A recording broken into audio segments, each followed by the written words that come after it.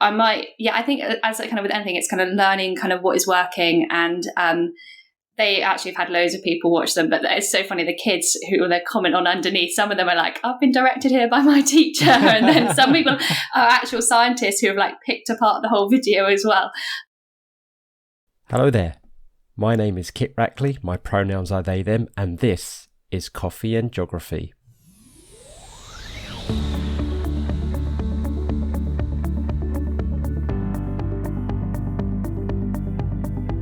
The aim of the show is to get to know, explore and celebrate the diverse and intersectional range of people on this rock we call home and their love and passions of it. We'll find out why guests identify as geographers, and if they don't exactly, we'll have fun exploring all the myriad of ways that connects their life to geography. So, pour your favourite brew, get cosy and listen in. Oh, and don't forget to subscribe and follow us on Twitter at CoffeeJogPod. Off we go. Hi everybody, and welcome back to Coffee and Geography. I'm going to introduce my guest how she likes to start her YouTube videos. Hey, it's Ellie. Hi Ellie, how are you?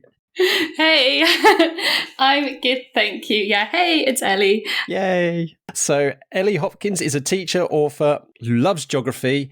She started a YouTube channel in 2019 called The Curious Geographer, and where she holds live interviews with academics, journalists and professionals involved in all things geography. Now, Ellie, you have done me a huge favour really, right? Because I was pondering in doing something similar for Jog Ramblings, like interviews and stuff, and then I came across your videos, and I tell you what, I'm very happy for you to be the torchbearer with that kind of interaction. So, because you're doing such a good job. So, yeah, well done. Have you been having fun with those? Yeah, well, first of all, that's really kind of you to say that I'm like the torchbearer of that. They've been great. It kind of happens by chance. I started the YouTube channel from like a few conversations with my sixth formers because we used to watch like Vox and Vice, and I was like, how about we do like a geography channel? And then it was like a few small videos, and then actually I had a few people who were meant to come to our school to do we were meant to watch 2040 and have like a panel discussion afterwards, and with COVID it got cancelled, so I actually had a few speakers lined up, and I was like, how about I've got this YouTube channel, how about you come on and we can talk about your interest in geography? And then it just grew to now being kind of it was kind of once a week, once every other week. And it's been amazing, really. We'll definitely come back to talk about your videos later, because they have been such a boon, as you've just said, over the past year and a bit because of the pandemic. So we definitely will chat a little bit more about it later. So we are here on Coffee and Geography. So it's interesting that you're on the other side of the interviewing table, so to speak. And one of the things that we're going to be doing, of course, is to give examples of interconnectivity around the world by looking at what we drink. And hopefully our students can have a look at the map that we're generating to see if they can critically appraise, claims to sustainability and ethical practices. So what brew do you have in front of you this morning?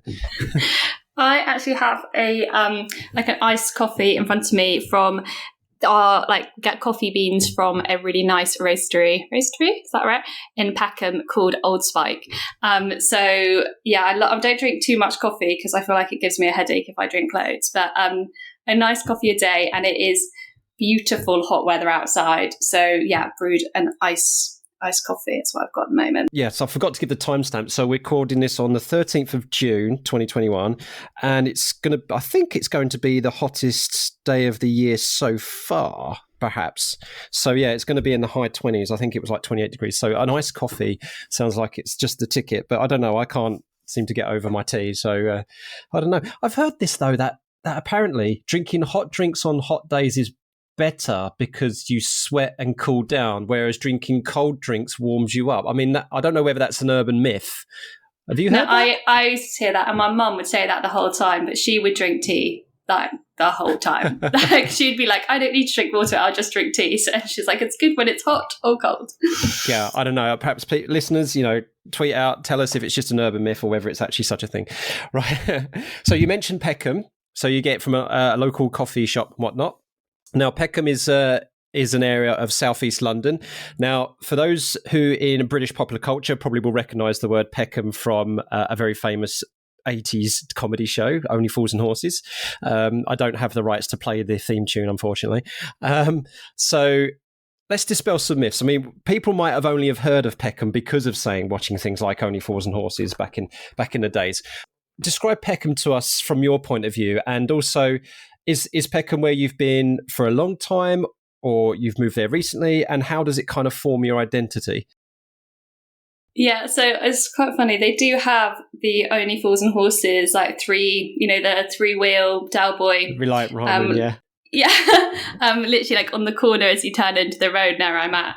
But I feel like Peckham just has that like South East London feel, and like my speak to my brother sometimes because he used to be living in South London and he moved north, and there's definitely like north of the river is better, or like south of the river is better, and I just feel that like south, particularly southeast. I know aren't you originally from like East London? Well, my dad is, but yeah. Yeah, there's just like so much. It's so calm and it's like really green as well. There's just like lots of there's like Peckham, there's Lewisham, there's like Brockley all around me. I teach in a school nearby, and I feel actually living near where you teach, you just really feel like rooted to that like community. I think I've lived here for like 4 years, but I think it's where like my partner and I really have kind of set down our roots together. His mom was actually born in Camberwell, which is next to Peckham. And so his grandma used to like live around here, 60 years ago, which is crazy. I mean, Peckham's changed in 10 years. Like, it's changed crazy amounts in like 60 years. So kind of seeing images before. I don't feel like South East London maybe has the best rep sometimes. But I feel like people are very like connected to here. Things like it doesn't have a tube line, so people think it's like not very connected, but actually that is like the nicest thing, because I think one of the worst things about London is when you go underground and it's just like super hot, whereas now you have like all the trains overground. It's so green. There's like this amazing green chain path that goes from like here to Crystal Palace to like Beckenham, where you can basically go, or like I run it normally, and you're all off road. And it's just like amazing, and you get the best views. I love being in Peckham or at school because I'm on like Teach on a Hill and looking over to London and the city. Nice. And it's just kind of like you kind of feel that like like connection to London, but then also I'm not in a really hot office environment, or it's not super busy. And there's just like really like I think the people around here are really friendly. Interesting with COVID is that it has actually, I feel, really brought the community close together. Like we have a WhatsApp group with like the roads around us, and people who maybe weren't speaking before as much. Obviously, you knew your neighbours, but that kind of like broader community. Everybody's like, if someone's run out of something, or someone like yesterday was like, oh, I ordered too much milk, does anybody want a spare one, kind of thing, like pop by here. Or I saw someone like changing like school uniforms, like they'd obviously run out. So it's a really like lovely place it's a really nice place to live.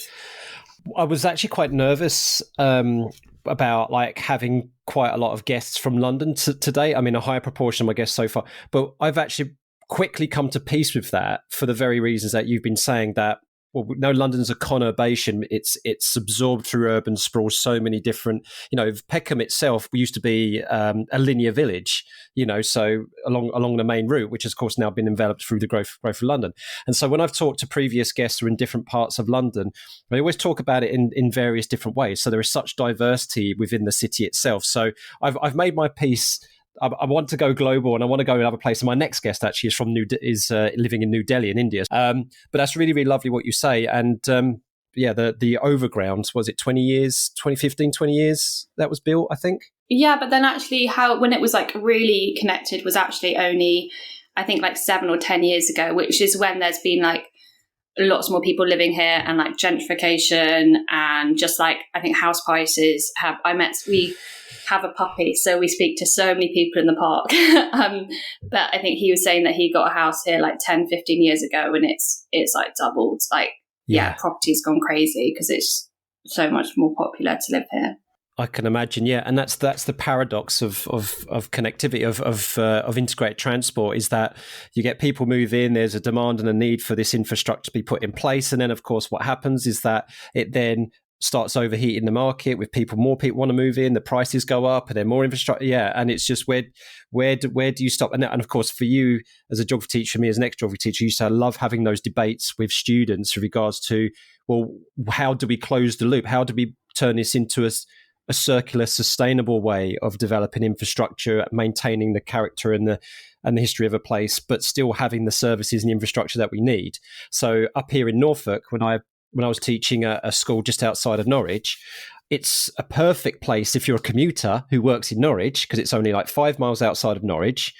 The village itself only had 800 dwellings, but because of the dualling of the A11 and a lot more businesses moving into Norwich, all of a sudden there was an explosion of demand for housing in the area. And all of a sudden, another 800 and something dwellings have just gone up over in the past like 10 years. So effectively, the number of dwellings has doubled. And that's a huge amount of pressure. And there was already pressures on the infrastructure in the area. I think what's quite nice is actually teaching about changing places with A level and getting them to, we more do kind of Lewisham and like Brockley area, but at the very beginning we get them to interview an elderly person that they know. It might be like a grandparent who might have lived in the area for a really long time. And I just love that lesson where they're like feeding back on like really like, how has the place changed? I always learn so much because they're like, yeah, my granny's been here for this many years, or this is why they came over. And I think, yeah, it's great for students to, just have a bit more of that kind of place connection and understanding how it's changed. Yeah, and we don't want to forget that as geographers, do we? I mean, we're so good and keen to do the whole interspatial kind of connections and things like that, but I think we don't want to forget the intergenerational connections either.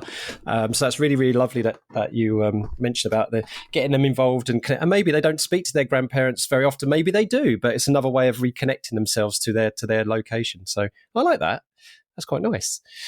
So let's move back to your YouTube channel now, Ellie. So you said here, and I quote, that you love meeting and chatting with people from around the world. The world is so beautifully complex, and I love that geographers explore different perspectives, just much like we've just been talking about. And you're approaching 3,000 subscribers on your YouTube channel, so congratulations. I don't think it's going to be too long before you hit that milestone. Oh, this might be a very tough question for you, because I know when you're the host, you don't want to pick favourites, but do you? Yeah, you know this is coming. But do you have a favourite video or interview, or one that you look back at fondly and thought maybe it could be because you got so much out of it, as much as you thought the kids might have done? But is there one in particular that's special to you? Yeah, I mean, I feel I'm so grateful for all the guests who have come on, and it has very much just been a bit of a kind of cold call. Like they've kind of responded from like not really knowing me, and being so great at like building the channel. I think that's obviously what makes it, is having everybody on. I mean, there's like been the big names. Like there was like Tim Marshall, which obviously people might say like that could be like a favorite, but I was so nervous for those ones that actually I felt like you just don't enjoy it as much if you're just, and I think people who know me like knew that at the beginning that my voice was just like not as like clear. I learn something new every single time. One person who's been particularly great was one of my, I was really grateful for anyone who's starting it, but Dr. Kimberly Thomas from Philadelphia, at the very beginning, she talked about water conflicts in Southeast Asia, and Right. since has also introduced me to two guests, one in the US, one in India as well. And I think that having that person who's also like, yeah, maybe like these people can go on your channel as well, and kind of like helping to spread the word has been great. So it's kind of, we talked about a bit of like how the podcast is here, that kind of snowballing effect, and how it kind of grows without you kind of realizing, which is pretty amazing. But I think anytime I can like sit back and actually the tech's working and you just kind of, there's a lot going on when you're doing it live as well. You've got to check like the streaming's right, the questions are there. And I always say to my guests, I'm like, please don't worry if I'm looking all over the screen, because I'm not kind of being visual at that time. Yeah. And bless them, they can only see me. They don't actually see what comes out of it. But the times when I can actually just like sit back and really enjoy the conversation and like pick apart what they've said, and you have like students who are interacting as well. So I think the Southeast Asia, like the tensions when she talked along the Mekong, was just like so fascinating, and like the Lao wanting to be with the HEP kind of electrical like hub for Southeast Asia, because I always normally talk about teach about the Nile and like the Ethiopia Grand Renaissance Dam. So I think that was just such an interesting and what I think students would find really useful as well. But I don't know, I wouldn't say that, not quite a favourite, but definitely high up there. I'm very grateful for the support in introducing me to other people as well. We all worry, don't we, about, as geography practitioners and educators, we all worry about trying to keep on top of things, trying to make sure that we're teaching our students the right. But not only that, because of the current climate, the necessary changes that are taking place with regarding, people's voices, decolonising and stuff like that, we have to, speaking to people is probably some of the best CPD we can give ourselves. So you've just mentioned all these things that you've learned about Southeast Asia and the Mekong, drainage basin and everything from that one person. And then when Kimberly says something along the lines of, I will put you in touch with this person who can tell you more from this side of it. I will put you in touch. That's just incredible. It's amazing. And that's what I'm finding here with this podcast as well. And the other thing I would mention to people as well, and maybe Ellie, you can give your 2 pence on this as well, is don't be afraid to reach out. Because I've trust me, everybody, I'm trying my very, very best just to build up the courage to ask people to come on the podcast, right? Just the courage. And then I'm like, am I impinging on their time? Are they going to think I'm just chasing them for a token gesture or something? I have all these fears in my head. But if you don't ask, you don't get. And 9 times out of 10, people have got back to me and said, I would love to. I'd love to, because it's getting their work out there. They think their work is appreciated. When you were talking to Kimberly, they might be inspiring the next person who looks at these kind of issues and then can take her research further going forward with a new perspective, youthful kind of frame of mind. Yeah, I definitely feel like sometimes it has been that I've just emailed them directly out of the blue. Sometimes with Dr. Ilan Kalman, I think it was just a Twitter thing. And I was like, would you like, it was on a comment or something. And it was like, would you like to be my guest? And he was like, yeah, message me. And he was an amazing guest, all about kind of disaster by choice, which has since informed a scheme of work that I've also taught with at year 8. And I definitely feel that don't feel afraid. And also normally if people aren't interested, they just don't reply. So you don't get anything kind of back, but the amount of people who have responded, you just got me thinking about all different ones as well. I had a climate activist from New Delhi actually, and the air pollution one. Yeah, and he's 20, second year of uni, 20 years old, and has so much info, and it talks so incredibly well for a university student. But yeah, I think all the guests in their individual ways are just brilliant. No, it's fantastic. Coronavirus has been a catalyst for things like there's an organisation that we work with the project I work for, my day job, called Speakers for Schools, which I think, if I'm remembering rightly, is free for schools, where you sign up to their database and they can get all kinds of people come and speak to your children.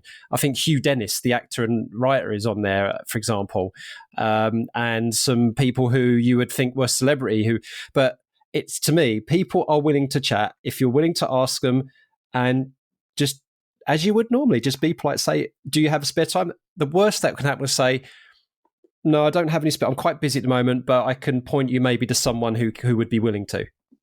And and we're going to be blended learning from now on, aren't we? Blended approaches. Mm-hmm. So we should be, if we can beam in people into our classrooms more often now, we could do it. Showing your interviews. But yeah, so Ellie, I echo again what I said at the start of the podcast. You're doing a fantastic, amazing job. You're pushing yourself outside of your comfort zone, and it's not just you reaping the benefits of that, but everybody who is 2,800 people subscribing to your channel at least, are benefiting from that. So once again, on behalf of the community, I say thank you for the effort that you're putting into that. Oh, yeah. I think what you're saying, that being connected, though, I think is so, using technology to break down about borders is so important. And I think that's the reason I did the university ones, because when I was at school, particularly in my last school, everybody always applied to London universities, and part of the reason was because they didn't have parents who could take them up to northern universities, or the train ticket was really expensive. And I know unis are doing so much more with online open days, but that was one of the real pushes, actually, how can we use this to get students to hear what it's like from a student to be at Edinburgh or be at Durham or be at Manchester, without them having to, before it was always that financial barrier as well. So kind of using an open platform like YouTube or your podcast as well, where just it's anyone's welcome. And you speak to people from around the world as well. I think that's what's really important for me as well. It is. And so the day, for those who don't know, the day job that I do, I work out of the University of East Anglia for a project that tries to help students to access higher education, particularly disadvantaged students. So based on funding from the Office for Students. One of the barriers to higher education with underprivileged and represented groups is not always financial. It's not always logistical. Sometimes it's the lack of knowledge of knowing what support is out there for them, or that they don't feel, there's no habitus, there's no sense of place for them. Like university is for them, it's not for us, kind of thing. So a lot of the work that I've been doing actually is all about breaking down these myth busting and saying, actually, there is support for you and what you could do. You can break down barriers. You can do this. You can do this. And I think that the thing that you did for universities in particular is a very fantastic part of that. And I think actually I will be seeing if I can use that in my day job, because it's a lovely little thing which I think can inspire people. Thanks, kid. You were talking about the things getting smaller, globalization, technology, things like that. I'm a bit of a science tech geek, and I love reading up about things like theory of relativity and black holes and stuff like that. So one of your videos that caught my eye was one where you sort of like time space compression, and I was like, what's this, Ellie? Are you going to go into physics or something like this? But actually what you were talking about, and for listeners, I'll just play a little clip. Time-space compression describes the relationship between time and space. It is the idea that through technology, places usually distantly far from each other seem closer together. Today, if I in the UK want to call my friend Ash in Australia, all I have to do is FaceTime her and I can see her instantly. If it was 100 years ago, I wouldn't have been able to pick up the phone, and the only way of getting a quick message would be Morse code. But what happens if I wanted to speak to her face to face? I couldn't get on a plane. I would have to get a steamship, taking 40 days, which actually I probably would have been pleased with, because in 1850, 60 years earlier, it would have probably taken 4 months in a traditional sailing ship. So I'll put the link to that video in the description for you to go direct to it, but obviously you can access it through Ellie's YouTube channel as well. It's the way that you did that, like holding the globe up and talking about how we seem to be going through this constriction of time and space because of the technology. Well, we're demonstrating that right now, aren't we? So talk to me a little bit more about that. I think I made a video on it because students, we do it at the very start of globalization, and it's something that always just like captures their attention, and they just love they love it. They love the idea of that time, or thinking about the idea that time and space are shrinking. So as the world becomes more globalized, I kind of say on the video that it normally would have taken weeks for a letter to get over, or months even, to get over from the UK to Australia, whereas you can call instantly on your mobile phone on FaceTime and speak to your friends, so that the space feels smaller because things take less time to be connected. So I think that was a kind of trial on, as I was like trying out different YouTube things, it was kind of called trying to introduce things in a minute, which actually I think I think as kind of with anything, it's kind of learning kind of what is working. And they actually have had loads of people watch them, but it's so funny, the kids who they comment on underneath, some of them are like, I've been directed here by my teacher. And then some people are actual scientists who have like picked apart the whole video as well.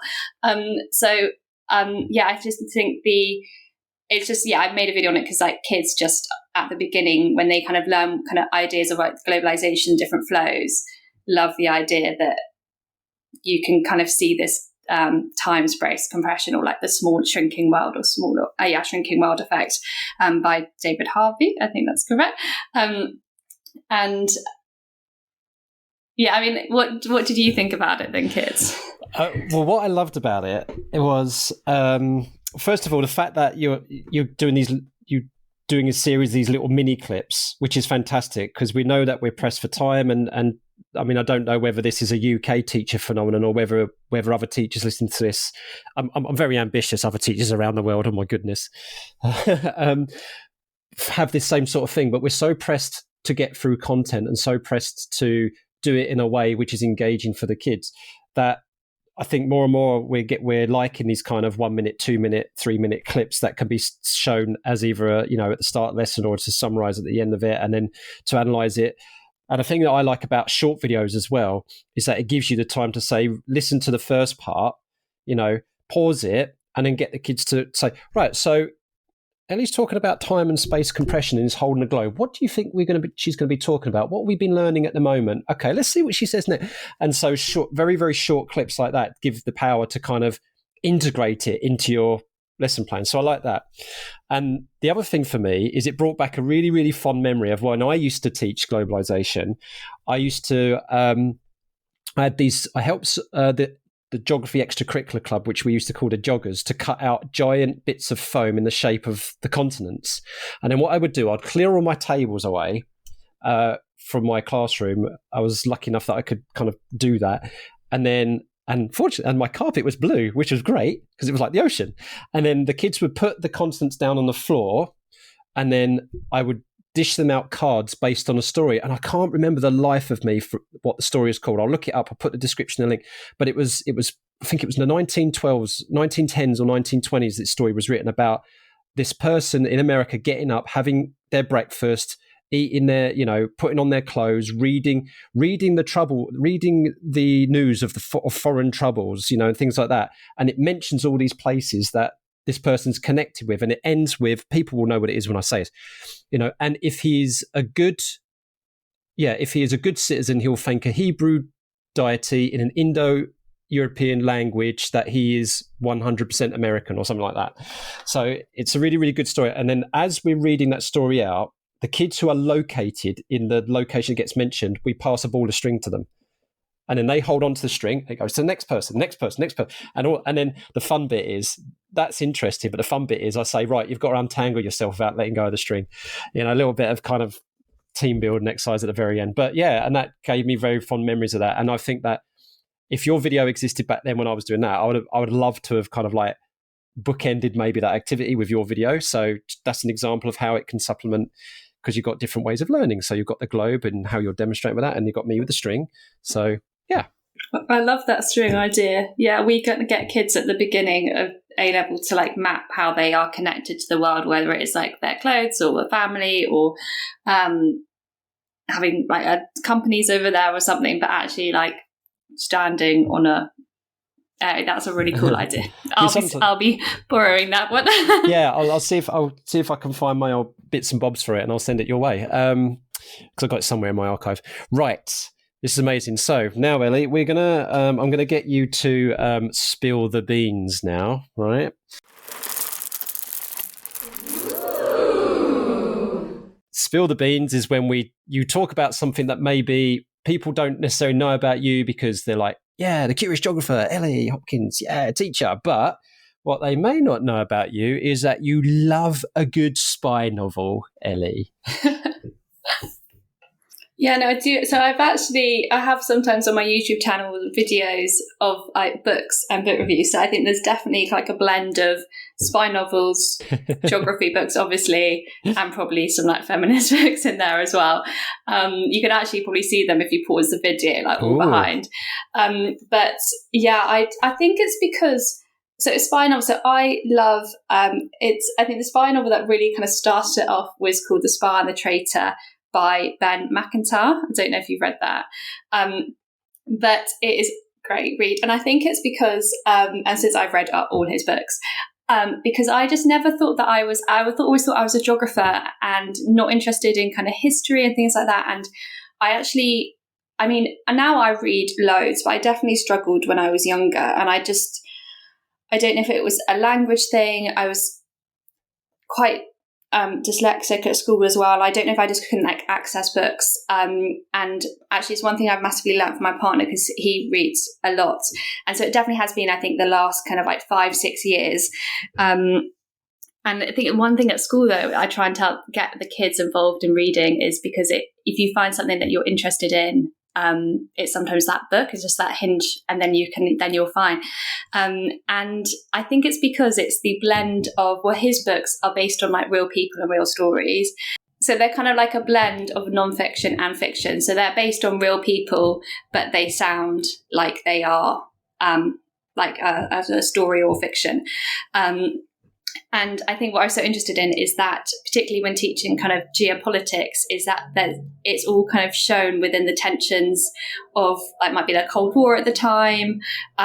There's an amazing one called like Agent Sonia, who was like the first Russian spy, and she was based over in England and basically was a housewife and used to go out to the back of her garden and had like all the spy equipment to like send it over like to Russia to basically like I don't know what the time was, but all the like nuclear weapons, like she was like transferring all the information over there, but like no one thought she had anything to do with it because she was just like a wife in like an English countryside town kind of thing. And so I think that I just find that I think Ben McIntyre is a really, really good author as well. I think I have made a video of me saying that geography students still should read it as well, but I don't think it's on the back.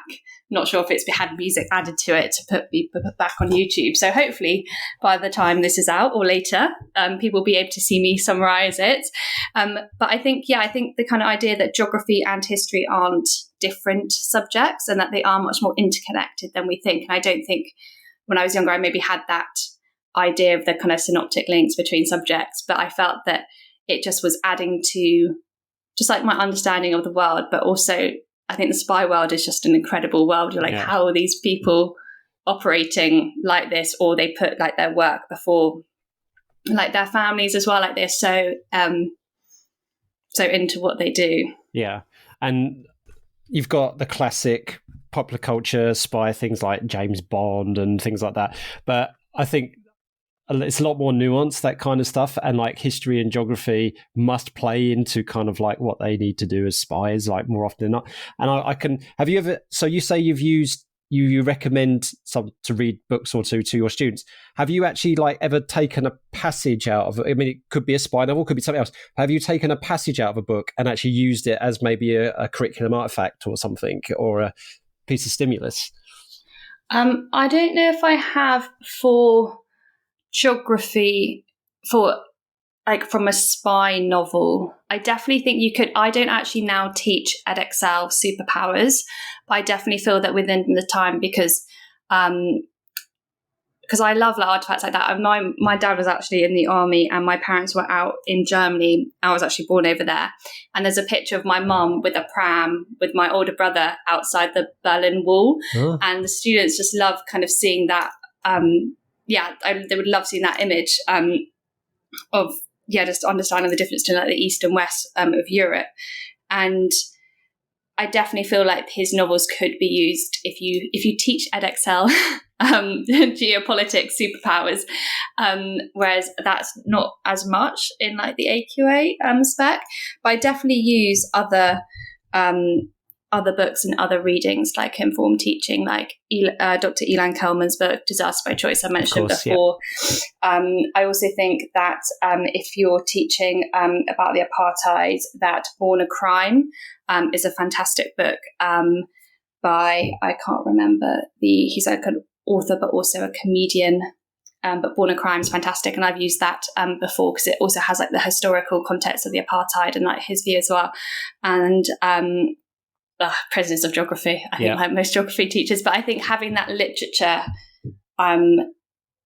beyond just using textbooks is really important, and also encourages students, if you're like, this is what I read, then students are often like borrowing books like from me, or we try like build up the geography library as well, so they can take them to read at home. Yeah, absolutely. And also get them to use their learning to go through critical appraisal and critical thinking. To say, so like for example, Prisoners of Geography is a fantastic book. It's also received quite a lot of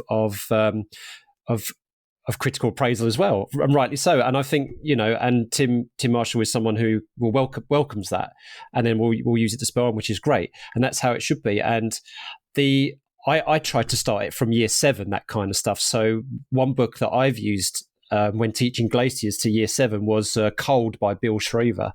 There was a lovely passage in it where he talks about the way that glaciers move and how they change the landscape, how they kind of have an influence on the culture as well. And so all I did was I just photocopied that one page, and we just read it through together as a class. And the book itself is of course you're going to get some 11, 12-year-olds who will be able to read that kind of stuff because they're avid readers and they can grasp that kind of stuff. But the average 11, 12-year-old might not be able to grasp the kind of many of the concepts in that book. But it doesn't stop us from taking a passage, a paragraph, a page, and say, right, what does the author mean by this? What are they talking about? You listen to the words they describe. You've heard about retreat and advance and, ablation and stuff like that. But how is this author describing it? And then it actually can make it more accessible to students who find maybe geographical terminology difficult, to have it that kind of prose.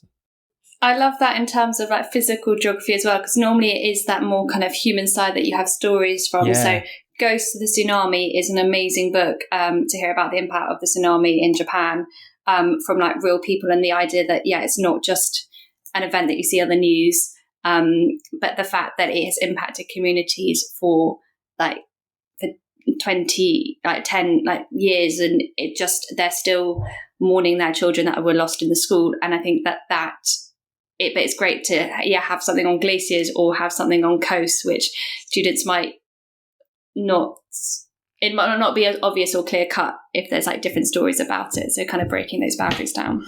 And I love the idea of reading lists for things like that. But I think we've got to be mindful that just like ourselves, who don't have time to read everything, our students definitely, when they've got other things and puberty and all that kind of stuff going on, that just giving them a passage and say, and then saying this is from this book. And if they take up the rest of the book, brilliant, amazing.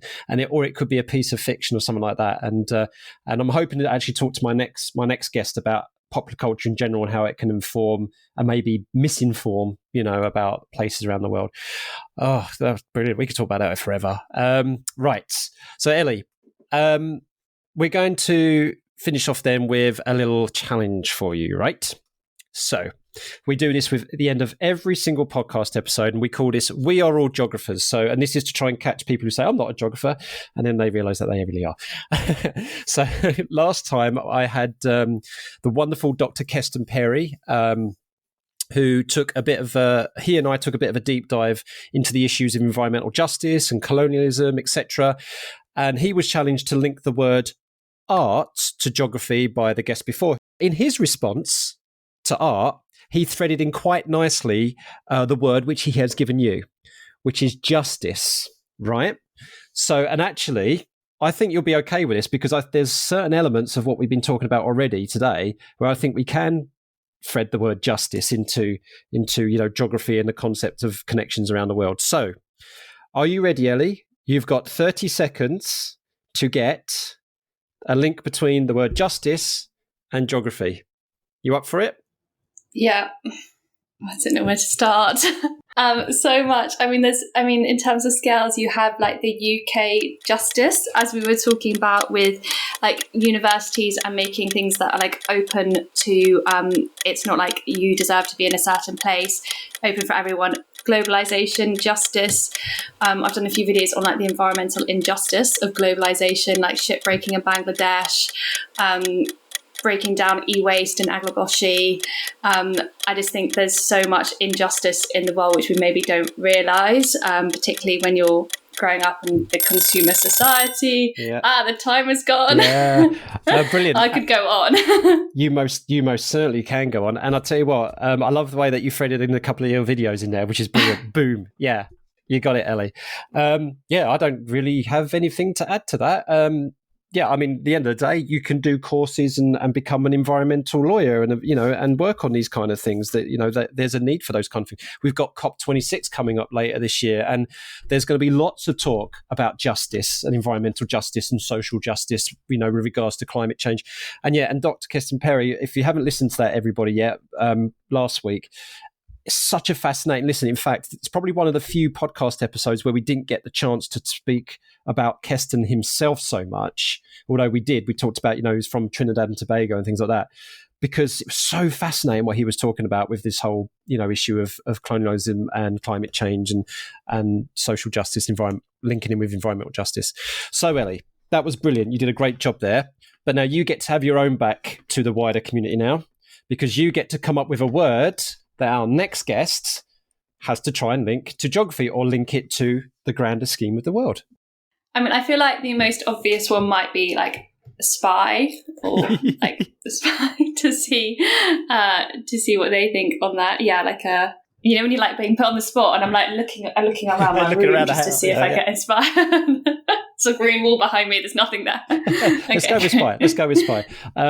So my next guest is really, really intriguing guest, and it's going to be really interesting to see what they come up with. It. They're a little bit of a teaser for everybody, but they are a quite well-known actor who may not have played a spy or in a movie that had spies in them. Right. So Ellie, do you have any shout outs you would like to give anyone out there in the community? I feel like the whole geography community needs a bit of a shout out. I feel like everybody who has like supported the YouTube channel, just everyone who's there with their creativity. There's so many kind of teachers doing like amazing different things.